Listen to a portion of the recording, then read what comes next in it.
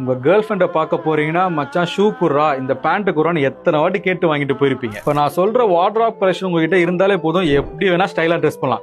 நானே அப்படிதான் ட்ரெஸ் பண்ணேன். ஃபர்ஸ்ட் ஃபுட்வேர், ஒரு ஒயிட் கலர் ஸ்னீக்கர், ஒரு பூட்டு அண்ட் ஒரு லோஃபர்ஸ். உங்க கேர்ள் ஃப்ரெண்டோட ஒரு அவுட்டிங்க்கு போறீங்க, நல்ல கேஷுவலான ட்ரெஸ் பண்ணிருக்கீங்க. அப்போ ஒரு பிளெயின் ஒயிட் ஸ்னீக்கர் வேர் பண்ணுங்க, நல்ல கிளாஸான ஸ்டைலான லுக் உங்களுக்கு கிடைக்கும். இப்போ சண்டே டேட்டிங் முடிஞ்சிருச்சு, மண்டே ஆஃபீஸ் போகணும்ல. இப்போ உங்க போரிங்கான லேஸ் வச்ச ஷூ போடாம ஒரு நல்ல டெசில் லோஃபர்ஸ் இல்லனா ஒரு டபுள் மாங்க் ஸ்டாப் ஷூ போட்டு பாருங்க, உங்க என்டையர் அவுட்ஃபிட்டே பயங்கரமா அப்கிரேட் ஆயிருக்கும். இப்போ ஆஃபீஸ் முடிஞ்சிருச்சு, உங்க பசங்களோட வெளியே போறீங்கன்னா ஒரு கேஷுவலான அவுட்ஃபிட் வேர் பண்ணிட்டு ஒரு செல்சி பூட்டை போடுங்க.